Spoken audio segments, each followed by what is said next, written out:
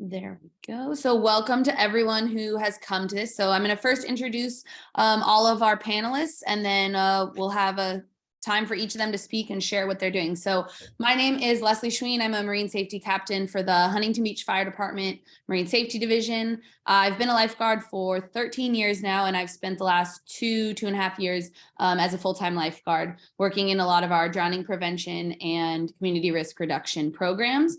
You'll also see we have Coral Kemp from the LA County Fire Department, the Lifeguard Division, who is their Advanced Programs Coordinator for the Junior Lifeguard Programming.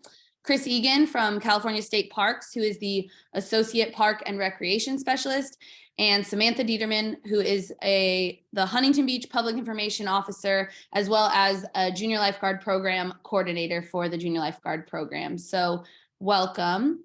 Today we're going to be recording this just so everyone's aware. If you would all not mind, introduce yourself in the chat with your name, organization, and where you're from today. And we will get started, and we'll have each of them have some time to share what they're doing. So if we're ready to get started, Coral, if you want to just kick us off and go. Cool. Hi there, can you all hear me? Well, I'm not going to look at the chat, but I'm going to assume you can all hear me.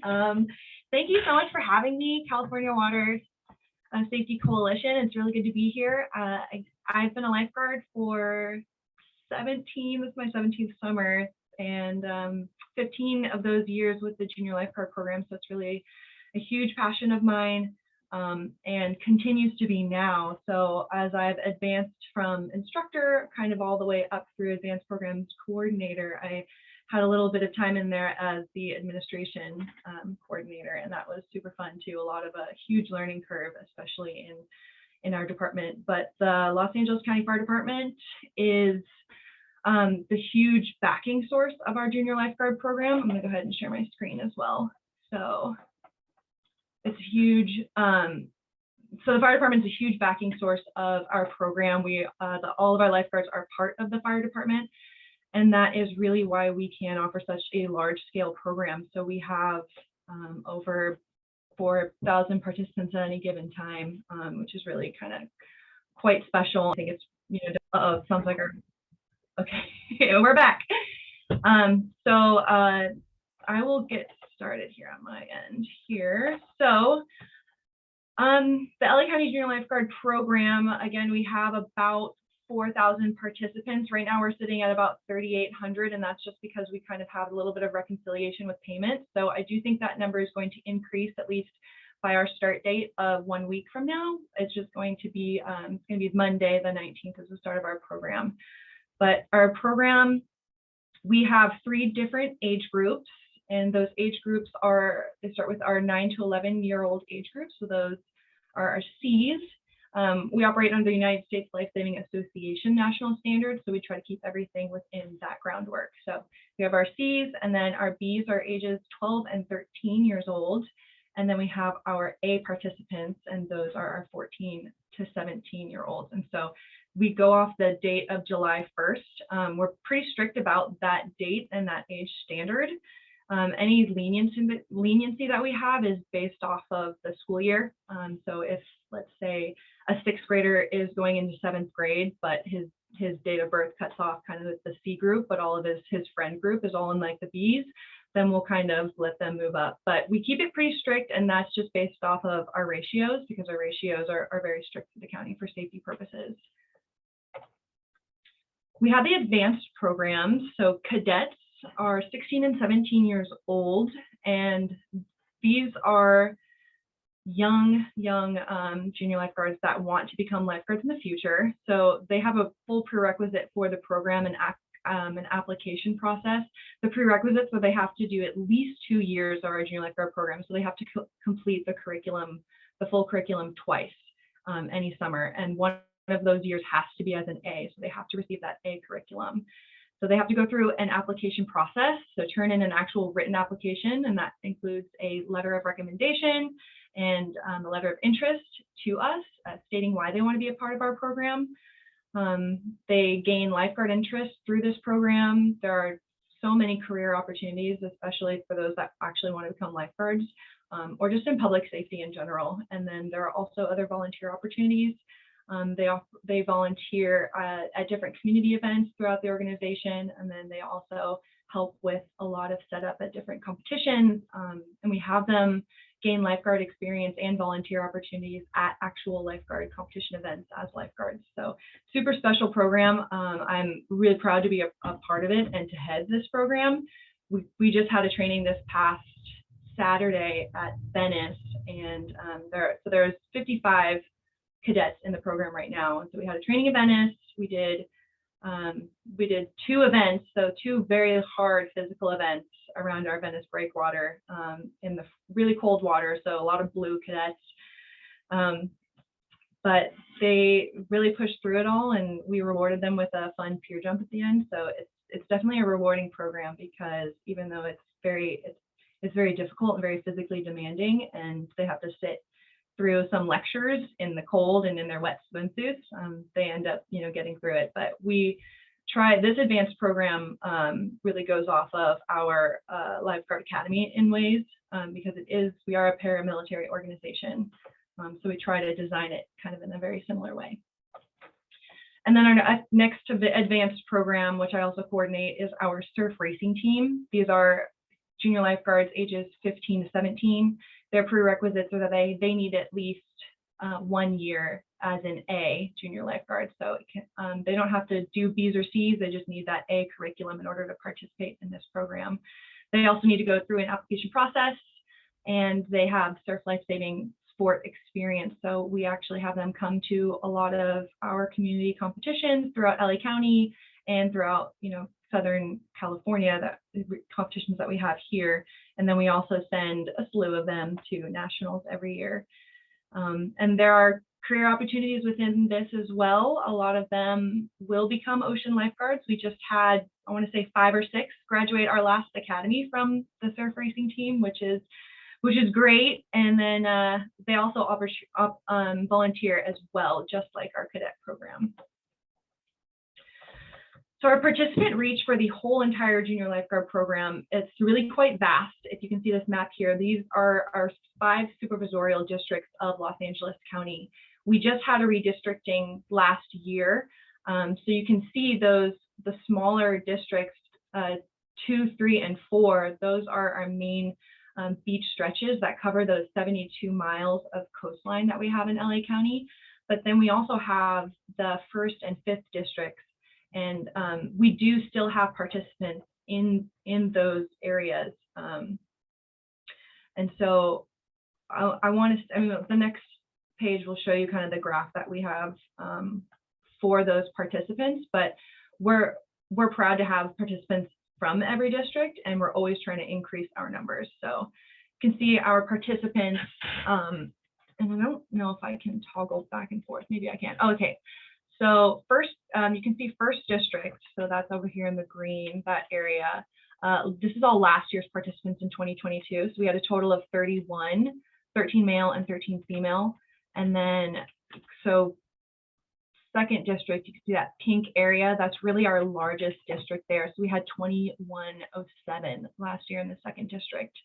And you can see that the scale of female to male is, there's definitely more male participation, but the female isn't far off, which we're very proud of as well, to have that large participation. I'll go back one more. So 3rd, you'll see 3rd, we had 713, and those are kind of like our Malibu areas there. And then 4th district, which is like our Torrance, San Pedro areas, and then they go a little bit inland from there. And then you can see 5th district, we had 22 in 5th district, and I believe it is more this year, but we'll have to see the actual outcomes. We have a little bit of attrition in the program just from the beginning to the end, just because we do have some kids with different scheduling conflicts, or some kids do end up getting dropped from the program for not completing curriculum requirements.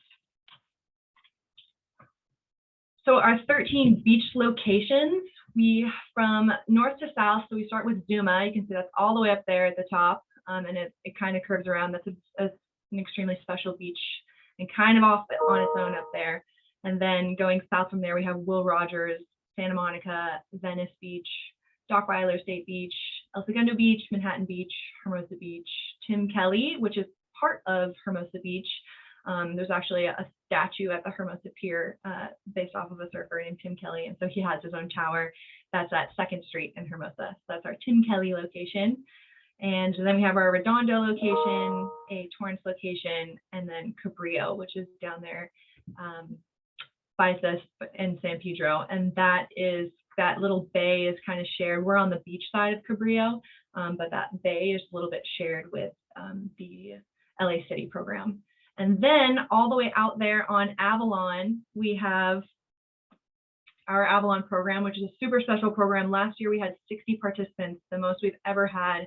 We usually have about 2 instructors, but we knew we needed 3 last year. And so we had 3 instructors who were handling all of those kids. And so it was really great to see that participation, because kids actually come from Arizona, Santa Barbara, I mean, all over the place just to come especially to the Avalon program. And then Dockweiler, that's where our surf racing team operates out of. So all of these beaches, not all of them have 2 sessions. There are a couple that either actually only operate in the morning, but for the ones that are in 2 sessions, there's a couple of them. So Torrance, Hermosa, Manhattan, and TK, those operate in both sessions. They're doing 4 full weeks. So kids get to do either the first session, the second session, and then we have a morning or afternoon classes in those specific. And then in Cabrillo, Avalon, Redondo, El Segundo, Venice, and Will Rogers, those are a session 2 morning only, so we don't have an afternoon class. And then Santa Monica and Zuma are the only classes, and Avalon, that are, and Cabrillo, that are first session and in the morning only. So we do have limited enrollment. So while we have enough spots for, I want to say about 5,500 participants, we may not decisively have enough spots for someone to go to the exact location that they want to. So that's why we sit at around 4,000. So when those kids are enrolled, they get a choice of 1 beach and session and the time, so whether or not that's in the morning or afternoon. Our morning operates from 8:30 to 11:30 a.m. and then our afternoons are from 1:30 to 4:30 p.m. So the limited enrollment, again, is off of those beach capacities. Generally speaking, you have 2 groups of 30 kids per age group, and 2 instructors for those 30 kids, so our ratio is that 30-to-1, and then we'll have 2 groups per age group. So we'll have 2 C's, 2 A's, and 2 B's. And that we've changed it. In the past, we've had 4 groups of 30 kids, which, is 120 and madness. So, and it was really hard to work with all 4 groups when we did do that with the equipment that we had available. All right, so within the administration, our chain of command, we have our administrative chief lifeguard at any given time. It generally rotates every year or 2 years. And then we have our captain ocean lifeguard. Right now, our captain ocean lifeguard is Daniel Truax, who was recently promoted within the last half of the year. And then we have 1 to 2 ocean lifeguard specialists. So right now with us, we have ocean lifeguard specialist Cole McClung, and then we also have ocean lifeguard specialist Kelsey McGuire with us. And before, in the preseason, we also had ocean lifeguard specialist Paul Mitri. Ocean lifeguards, we have about 60 to 100 dedicated ocean lifeguards. Throughout the off season, there are 2 to 3 administrative coordinators, and they are office only. They go through everything, and that's our registration. They make sure all the equipment has been ordered. And they're just doing all the customer service in here, so they're dealing with all the parents as well. And then we have 2 to 4 field coordinators. Right now it's 2. We had 3 in the off season, and 1 is going back out to our beach operations that he can work in the field. So we'll have 2 this summer, and they're in charge of all logistics for the entire program. So all of those 13 beaches that are on the mainland, they're in charge of making sure that they have all of their equipment needs. If they need to replace equipment or paperwork that they need to deliver. And so that's their position. And then the advanced programs coordinator, which is myself, and my job duties throughout the summer are to ensure that all of our cadets are working within their programs and that they're completing their task books as we assign those to them, and also they get to do some special lectures for the B, C, and A age groups. So we make sure that they're getting those going. And then the program itself has 60 plus instructors. So in the first session, we have 65 instructors for all of those beach locations. And then in the second session, we have a little bit less, but it hovers around 40. All right, so let's go with the off season. So just September to December, within the administration, this program, it doesn't just operate in the summer. It's an entire year's worth of prep in order to make this program run for 8 weeks only. So we have September to December, we have program reconciliation, and that's anything from payment or making sure kids get their certificates after they've completed the program and just weren't there on the last day to pick them up. So we're doing a lot of reconciliation during that time, and we're also starting to do our ordering for the following year. And then we're winterizing our containers. So all of our containers have to be prepped and ready to go for the next year. So we fix any boards that need to be fixed. All the equipment just is winterized. So, and then the containers, they do tend to get spray painted and painted throughout the year too. So we just make sure that they look professional. January and March were a little more silent, but there's definitely still activity here in the junior lifeguard office. We have our junior lifeguard returning registration. And so any returner is a junior lifeguard that's completed the curriculum from the year before that, the previous year. So those junior lifeguards, and that starts in January, those parents are excited. They want to get their summer plans rolling. And so they are interested in getting their JGs back into the program. We usually have about 3,000 every year that return. And then we have our swim test prep, and that's the time when we're booking our pools and making sure that we have equipment in order to test all of our swimmers coming through. So those in peak season pretty much starts in April and sometimes in March, just depending on when we have that first swim test. But those new JG swim tests, we do like 4 to 6. It kind of depends on any given year, but we are pushing through around, I want to say we did about 2,500 new junior lifeguard swim tests throughout 6 swim tests. And from that, I believe it was around 1,500 to 1,800 that passed and wanted to enroll in the program. So really, really they're quite an event. The kids come and they're super nervous. So it's really great to have, 50 instructors on deck, for those swim tests that are kind, have a good look on their face and are excited for those new junior lifeguards to be there, because we do have a very fast swim time. All of our swim times are under 2 minutes for the 100-yard freestyle. So we require our C's to test in under 1 minute and 50 seconds, our 9-year-olds. And then our B's have to go under 1 minute and 40 seconds, and our A's have to pass the swim test 100 yards free in under 1 minute and 30 seconds. So besides the swim tests, we also have our advanced programs prep and uniform distribution and equipment container prep. So making sure that everything is fit and ready to go. And then I didn't put it in there, but we also have our ocean lifeguard training that we have to prep for that during that kind of peak season. And then right now, so currently our instructors are in training weeks. They started yesterday. They have a full 40-hour work week. They are getting training from other ocean lifeguards, not just ocean lifeguards, but mostly ocean lifeguards who have masters in education. They have masters in psychology or family therapy.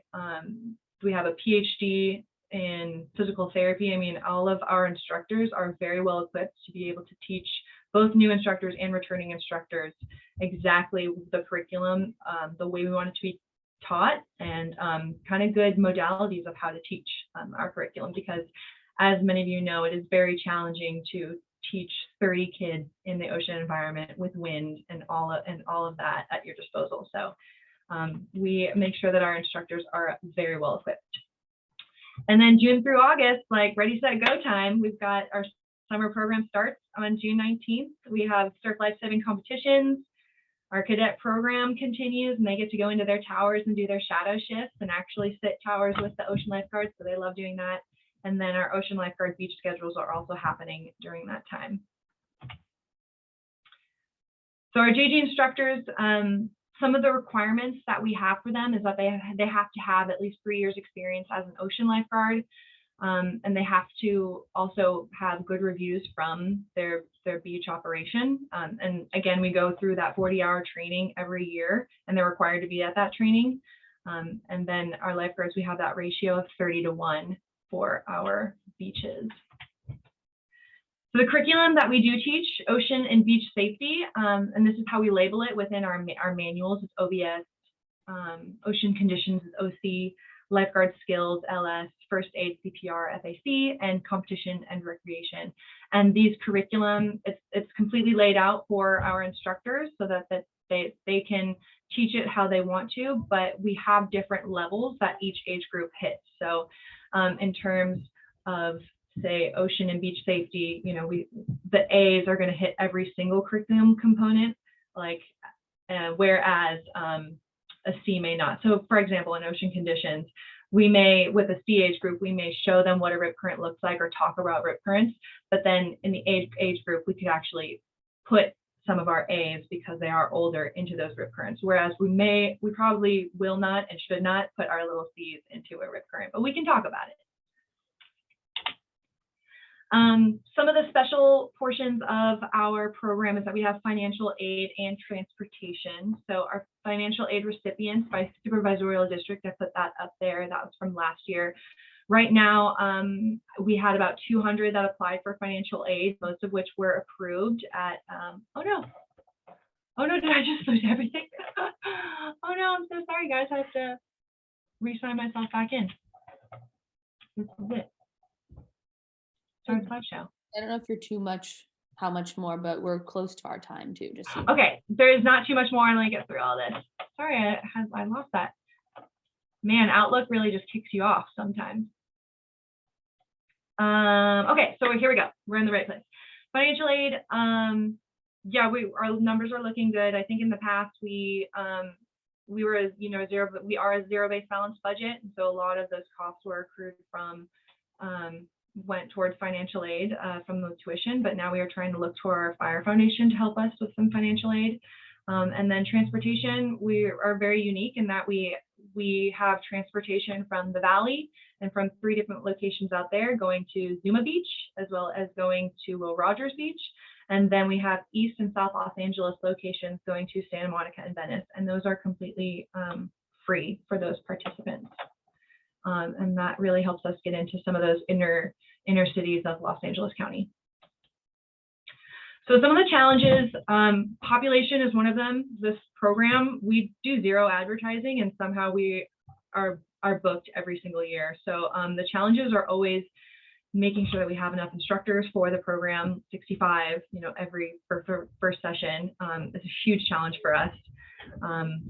And also that we don't limit the amount of junior lifeguards that we're allowed to have in that program. So if they pass the swim test, then they are allowed into the program. They may not get their first choice of beach, but we at least have a spot for them. So they just would have to decide. And then uniform distribution, that one's been a challenge always, just with 4,000 participants, it's always a challenge. And then our budget, we recently had a tuition increase, and I know a lot of parents aren't happy about it, but the cost to operate this program is sitting at like $750, and the cost of tuition this year has been raised $50 to $635. So we are still in the red. But then some of our improvements are that we're always looking for community outreach opportunities. We have our AWARE program, which is access to water and recreational education. And that is a program that gives kids the opportunity to go to pools and really get access to some of our lifeguard equipment in a pool setting. So kind of a safe little setting, instead of being out on the beach with waves and surf conditions. And then we also started a junior lifeguard prep program this year, which was awesome. And all of those kids that I'm aware passed the test. And so we went to different LA County pools and we had prep programs. And then we've had database and website improvements this year, and we always have equipment improvements. We just got 2 brand new units, one beautiful new truck, and then we just got an equipment trailer. So we'll be able to put some of our advanced program surf skis that are, 21 feet can actually fit on those. And then let's see, and then that was it. All right, so we're done here. and then we can move on. All right.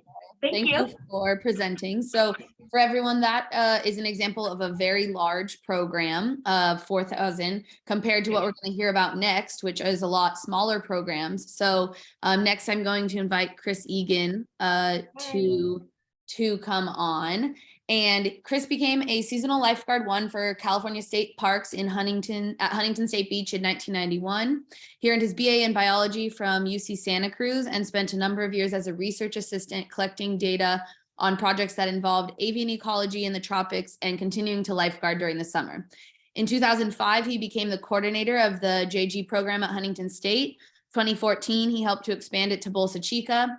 And in 2018, he was promoted to an associate park and recreation specialist with California State Parks and is now the administrator of all 5 junior lifeguard programs in the Orange Coast District, where he continues to serve in that capacity. And he has been on the CSLSA JG committee for the past 10 years. Please help me welcome Chris Egan as he talks to you about smaller programs. Thank you, Leslie. Hello, everyone. My name is Chris Egan with California State Parks, and here the Orange Coast District is comprised of 5 junior lifeguard programs. The south sector of our district is San Clemente and Doheny State Beaches. The north sectors are Crystal Cove, Huntington, and Bolsa Chica State Beaches.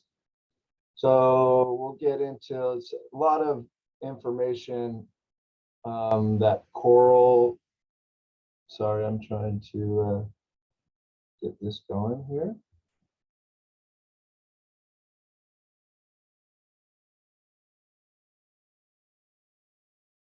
A lot of the information that Coral shared is similar in terms of the age group and kind of the nuts and bolts of everything that we do out there. So can everybody see that? Yes, looks good. Yes. Okay. So kind of the mission of California State Parks Junior Lifeguard Program is to provide quality water, safety, education, and creating opportunities for high quality outdoor recreation to the youth of California. Mission of California State Parks and the Junior Lifeguard Program is kind of one of the foundational or cornerstone programs for us as Department of Parks and Recs to fulfill that mission of California State Parks. So one of the kind of unique things about, like Leslie said, we're relatively small when we're looking at, I think there's probably 6 other agencies that are running junior lifeguard programs in Orange County. And certainly the bigger programs are our neighbors to the north, which is Huntington and Samantha will talk about that, as well as Newport Beach to the south. So we're relatively small. The numbers will come up later in the slides. Each program at each location is different in terms of the lengths of weeks of the session. Our south sector programs, Doheny and San Clemente, are full day programs. We go 9 to 3 at those locations, as well as Huntington and Bolsa. And Crystal Cove is a half day program where we go 8:30 to 12 in the morning, 1 to 4:30 in the afternoon. And then we do offer what we call an extended day program for Crystal AM participants, and that runs from 12 to 3. And that's more or less just supervised recreation. It doesn't have the same structure as the junior lifeguard program. They'll move down the beach a little bit and just have some ocean recreation for that 12 to 3 timeframe after the junior lifeguard program. So our structure here is we have obviously lifeguard supervisors. We have program coordinators at each location, kind of an exciting year for us as we just established 4 permanent positions to oversee each location, 2 of which are park and recreational classifications. That's what I'm in as well. And 2 are permanent non-badge lifeguards. For those that don't know, permanent lifeguards in the California State Park system are peace officers as well. There is a classification that is a non-badge. It's called permanent intermittent limited hours, and we're happy to get some more permanent employees involved with this program. I kind of am the administrator of all of the programs, kind of more hands-on at Huntington and Bolsa and Crystal, a little bit less so at the field level at San Clemente and Doheny. We have our supervisors, if you will, our seasonal lifeguard twos. Then we go down to our junior lifeguard instructors. We have our what we call our guard aid program, similar to what Coral was describing with the cadet program there at LA County. And then, of course, our junior guard participants. Staffing impacts, in most places in the country these days, lifeguard are hard to come by. We're experiencing extreme staffing shortage. I've been with the department since 1991, and this is kind of the most bleak it's been for, I think, a number of reasons. But as the pool of staff gets less and less, it gets a little bit harder and harder to put the resources that we need towards our junior lifeguard programs. And to sustain the number of participants we have is becoming more difficult based on the lack of recruitment for seasonal employees. Unfortunately, for state parks, is we're kind of one of the lower paying agencies relative to our neighbors, so recruitment is pretty hard for our program these days. You are supposed to have at least 2 years of experience in the field prior to becoming a junior lifeguard instructor. And it's a little bit challenging too, because I think our average retention rate is only hovering around 2.5 years right now for our seasonal employees. Age groups for the respective groups are our youth aides, guard aides are 15 to 17 years old. Our A group is 13 to 15 years old. B's 11 to 12. C's are 9 to 10. Similar to what I think goes across the board at all our other agencies. We do, when Crystal Cove started, that particular location started with 7 and 8 year olds, and that's kind of the biggest group there at Crystal Cove, because the majority of kids, as they age up, tend to go to the Newport City program. And recently we have implemented a GROM program for our Huntington and Bolsa Chica locations, which are 6 to 8 year olds. Huntington and Bolsa. Huntington is 2 4-week sessions, like I said, 9 a.m. to 3 p.m., 9 years old to 15 years old for our participants. Our GROM camp, we're running 3-week sessions at those locations, and we go 9 to 1, a little bit shorter day, and we're hovering around 40, 45 participants in that, and those are 3-week sessions. There we go for our summer programs. We also do post JG surf camp, more or less, beach camps that we offer after the sessions have ended. We're kind of in a funky spot where a lot of the school districts all in the county are on different time frames. So the Huntington School District in particular runs really late, where the kids in this district don't get out until I think June 23rd. So there's a couple of weeks at the end of the summer that allow us for some more non-traditional beach recreation and education programs that are allowed because of the late academic calendar for the local community. Session numbers right there, 330 kids, 350 kids. On our first session, 200, guard aides are about 30 and 40. Our numbers are down a little bit, and that's due to staffing. So we've cut the numbers a little bit this year, unfortunately. Bolsa Chica is a smaller program. This is just on the other side of the Huntington City Beach at the north end of the Huntington border between Seal Beach and Long Beach.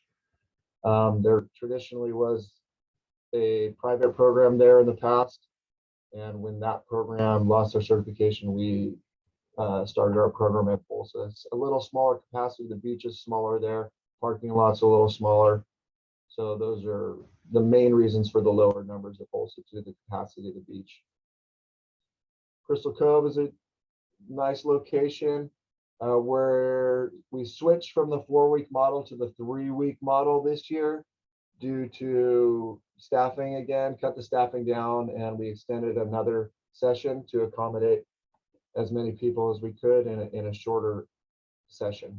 And like I said before there, we do allow 7 to 8 year olds for a D group in the traditional junior lifeguard program there. Spring break is another. I talked about the post JG surf camp. We also offer spring break camps at all of our locations and fall after school programming as well. There's just the calendar of our three-week sessions at Crystal Cove.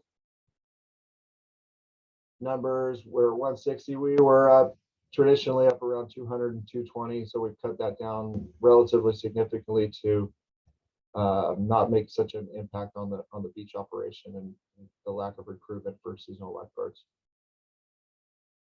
And we go down to South Orange County and Doheny and San Clemente, where we're offering two-week sessions. We have 4 of those, and a couple surf camps, one in the middle of the summer during that 4th of July week on the shortened week, and a surf camp after that as well.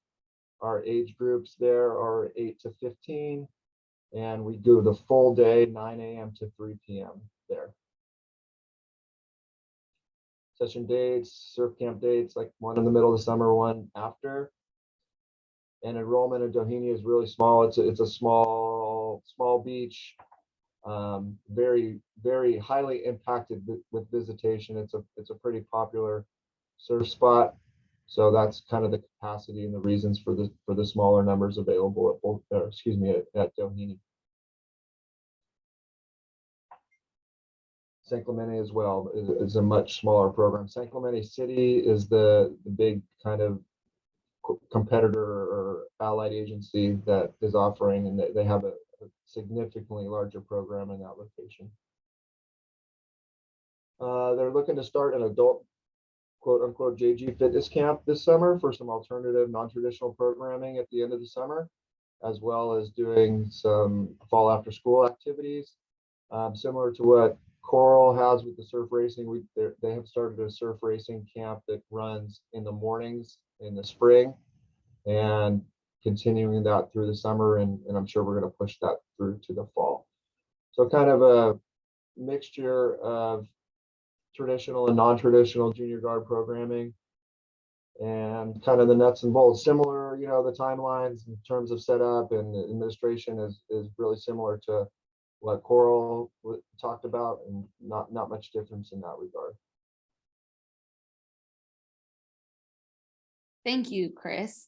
We have been writing some questions, so at the end we'll address any questions, or if you have any questions specific to Chris, put them in the chat and we'll answer it as we go. Next, I'm going to introduce Samantha Dieterman for Huntington Beach Fire Department Marine Safety Division. Samantha is the program coordinator and captain's core instructor for the Huntington Beach Junior Lifeguard Program, and she continually finds avenues to program water safety and drowning prevention classes for the Huntington Beach Fire Department Marine Safety Division. And here she is to speak. Hello, thank you, Leslie. Thank you, Rob. I'm not going to expand on the junior guard program because I think that Coral and Chris did an excellent job of describing, the programming and everything that we do preseason and post, and exactly on after the season. So what I'm going to talk about is kind of our community risk reduction that we do here in Huntington. We have been very lucky that we get support from our fire department to do this outreach program. And so the program actually is pretty fantastic. I'm going to go ahead and share my screen with you so you can kind of see it, so you don't have to look at my face. So can everyone see this? Are we good? No, it's not shared. I can't see it. Okay, let me get to it. Sorry about that.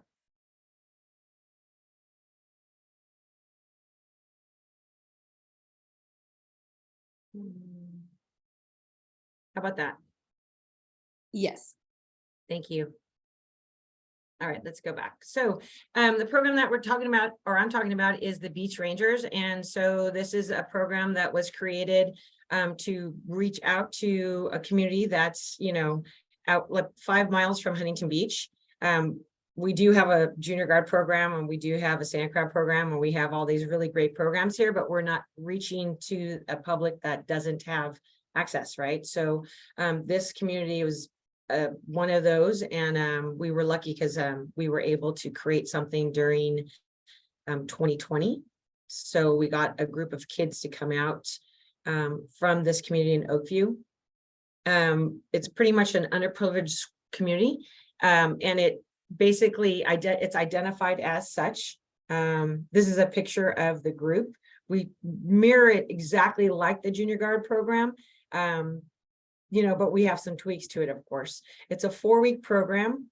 I think I skipped a bunch of slides on this one. Hold on, let me see. Nope, it didn't. It went. Okay, sorry about that. Let's go back. There we go. Why we chose Oakview is because you have we have some numbers here, some nice data points based on OC equity maps. So you'll see that we have, get over there, we have 97% are Latinx, 67% of that population is English language learners, which benefits us in a way because we're not necessarily Spanish speaking in our department, but we do have Spanish speakers. So this actually is pretty beneficial. And then 98% of those in that community are low socioeconomic in that range. This deep purple is actually it's from OC equity maps, but you'll see that the deep purple means that's the that's what we're tracking. So there's with the food stamps, and then there's also the cost burden. Big thing for us with this was, how do we also create a program where we can create that food security? So on the back end of it, with all this stuff, we had to create a free program that they had access to, and then also provide meals. So that was the big picture. And then putting it all together, we were able to create a program that had no MQs or minimum qualifications, because these children don't have access to any swimming programs. So we put a no swim prerequisite on it. So basically if you signed up, you got in. And then at the same time, if you got in, we would give you a meal. So every day you start with a meal, and then you'd go play on the beach. We would do all the same things, but of course, scaled down from the junior lifeguard program, because that's our template, right? And then from there, I want to go back to that other picture. I'm going to go back to that slide. So you'll see that the kids have this uniform on. That uniform is a bright green rash guard, and most of the kids actually requested. So when I did a poll prior to getting like uniforms and so forth, they wanted long sleeves. So we got them a bright green long sleeve. Obviously we wanted bright green because we want to see them in the water, because there's no MQs. And then the purple cap, thank you, Leslie Schween, that's her favorite color. So of course I had to do a purple. So that's their uniform, and they get that. Every child gets that with that who's in the program. At the same time, we train them in everything. So we give them exactly what we do the junior guards, but of course scaled down. They get to go hands-on. They get to go meet with lifeguards, walk in towers, do the whole simulator rescue. And we also give them avenues to learn about our whole entire fire department and our police department and everything. So we try to include everything, even community services. So we try to have a pathway to public service. So they're not necessarily like our big philosophy is recruitment to retirement, but for our beach rangers, it's really pathway to public service. So we give them other avenues. We teach them this bigger picture, and then we give them other avenues.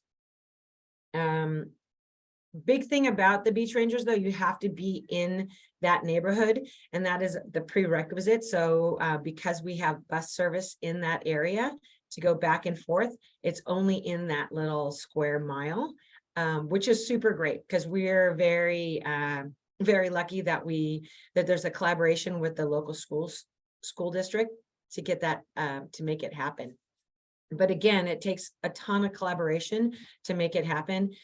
For us, I should talk about this yeah. So we work to get the kids initially, and to really pump it out. I worked with the code enforcement, our police department, the local school, which is Oakview Elementary, and Jen Olandero, the principal, the Family Resource Center at Oakview, and then also the school district. And then for the food, I had to go and work with local restaurants. Chick-fil-A has been amazing. They're increasing their sponsorship, and so has TK Burger. They're pretty amazing as well. Program facts, we started out in 2021 at,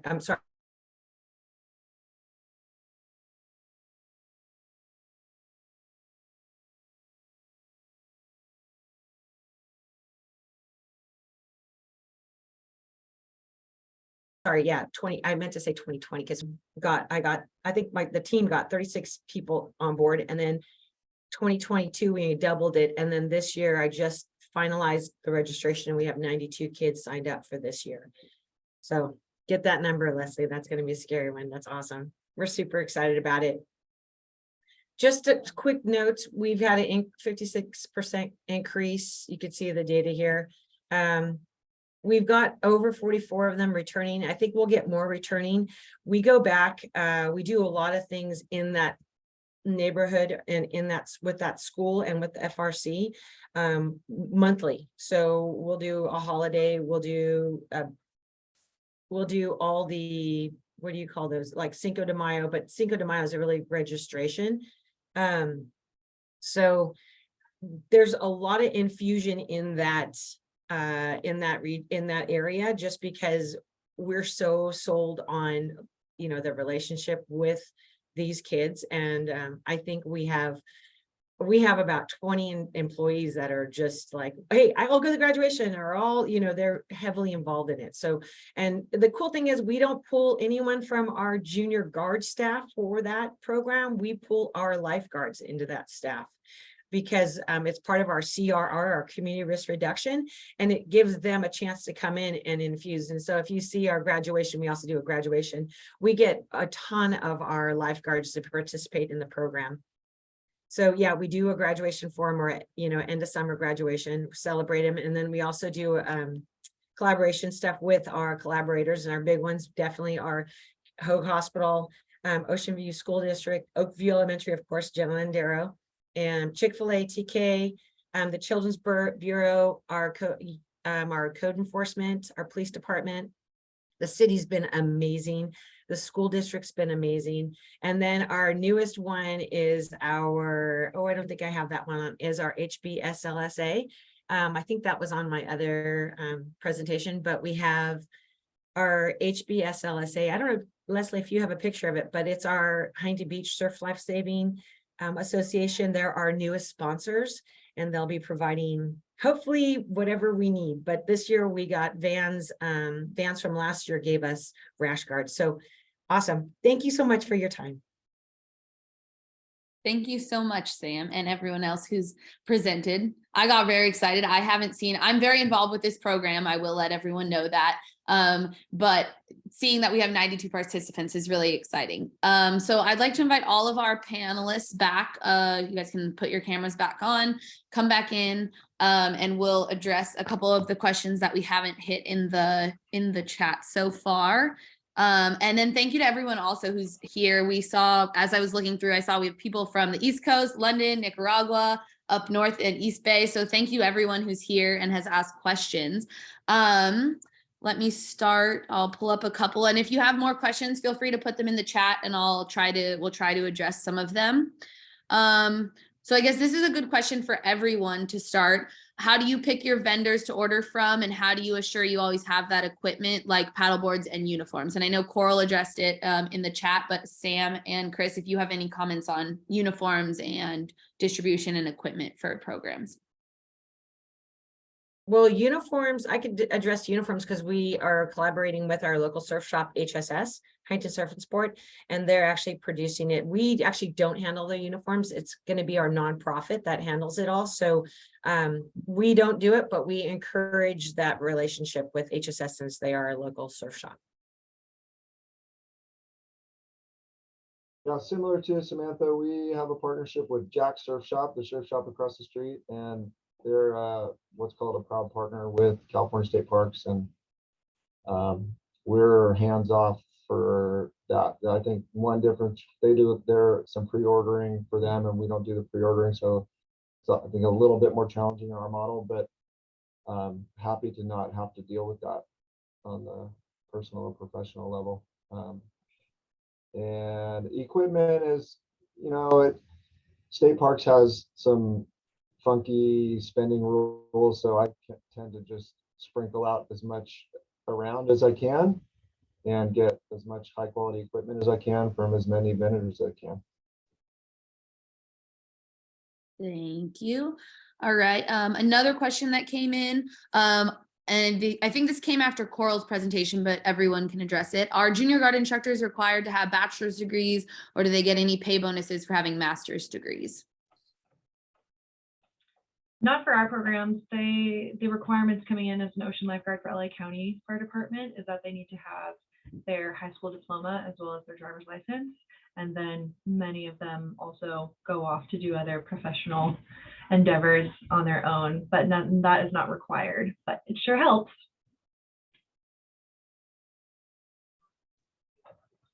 Same for us, no MQ for education requirements. We don't have a requirement, but we do like when they have their EMT, or if they're it kind of infused in our operation, we definitely like that. So, you know, bachelor's degrees, those are all great, but we definitely like to have operational sense and knowledge. Okay, and then this was one, I think, for everyone. How many years have your programs run, and and what percentage of students become guards?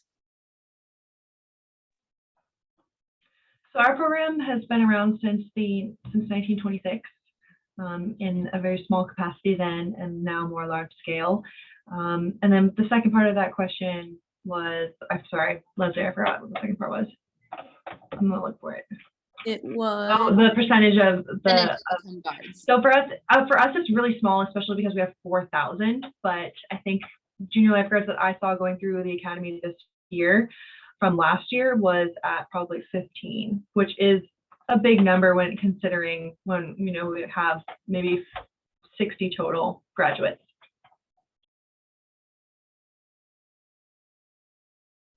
We were around just, I think, beginning 1970-ish, 69, 70, 71, something like that. At Huntington, Bolsa and Crystal Cove are virtually brand new in the last 8 years, I think. And we're getting more candidates, successful candidates out of our guard aid programs these days. Unfortunately, I think it's a little bit about the decrease in competitiveness of the tryout. And back when I started in the 90s, when we were getting, you know, D1 athletes out here, and the tryouts were very competitive, the number of available spots for employment were smaller. And now we'll take as many people as we can get that are qualifying in that competitive tryout. So our kids tend to be not as quick as others. So, but we've had, you know, we're getting maybe even 30% of our youth aides have gained employment in the last 2 years. So it's kind of an exciting time to see that for us. So great question, because we're in our 60th year. So we're celebrating 60 years of junior guards, and we're super pumped on that. Awesome.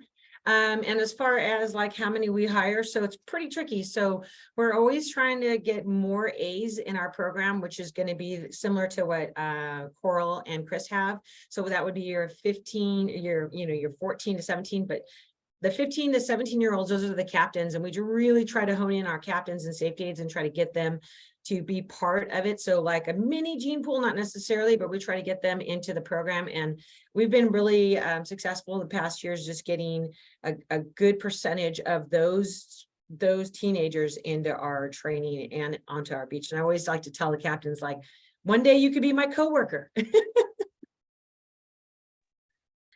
Excellent. And then the last one I'll ask for Chris, if anyone doesn't have any more, was about the Crystal Cove Junior Guard program. And it's one of the few that has participants as young as 7. What was the reason for this, and how has that become successful, since most have a higher age requirement? Thanks, Leslie. It's been successful. And like I said, you know, I think every junior lifeguard program is all about accessibility and creating opportunities for youth to recreate safely in the ocean and become exposed to the hazards and get educated on beach safety and beach awareness, and pass that along to everybody. So I think, you know, initially that was a little bit of a void. because kids that age weren't allowed to participate in the majority of programs. And so it's been a really successful model for them as well. You know, unfortunately, we don't retain as many of them as when they turn 9 or 10, they tend to move to a different program. And, you know, since that, I know Huntington City is doing their sand crab program. We're doing the ground program at Folsom and Huntington. So I see a trend to expand that. I know Santa Cruz State, they do what's called little guards as well. So it's really important for us as lifeguards and professionals in this arena to get our message of beach awareness and beach safety out to kids as young as possible. And so it's successful for sure for both the program, for the community, and for youths in general.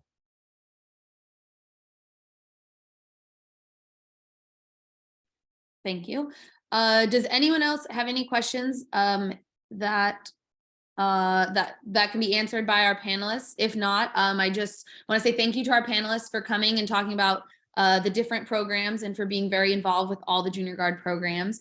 I did put a couple of links in the chat for the California Water Safety Strategy. If you haven't looked over it, it's got a lot of really good information that can help you as you're working, depending on where you're at, working towards parts of water safety. And then I also put in the Junior Lifeguard Grant and the Junior Guard of the Year application, just so for those of you that are all very involved, you can submit your outstanding junior lifeguards for that. But if not, I think that is everything I have. Oh, I had one question on any grant program for outside of the US. And I do not know anything about that, but I can definitely look into that and see if there's any relative to those kinds for starting programs or helping with junior guard programs outside of the US. All right, well, thank you, everyone.